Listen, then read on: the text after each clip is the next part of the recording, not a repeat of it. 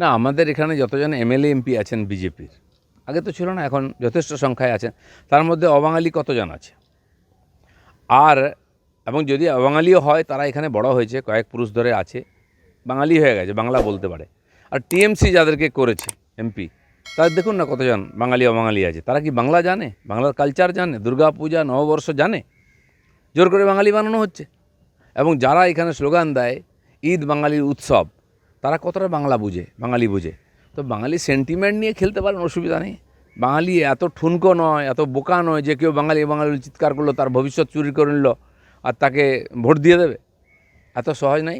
বাঙালির নামে হ্যাঁ, আমরা গর্বিত। বাংলার বহু মহাপুরুষ সারা দুনিয়াকে দিশা দেখিয়েছেন, তাদের জন্য আমরা গর্বিত, সবাই গর্বিত। কিন্তু তাদের নিয়ে রাজনীতি করতে হবে জঘন্যভাবে। আর আমার মনে হয় পশ্চিমবাংলার মানুষ এটা সহজে মেনে নেবে না। তার মানে এই সরকার পুরো দেউলিয়া হয়ে গেছে, এদের কাছে কিছু নাই বলার, তখন এই শেষ অস্ত্র করেছে।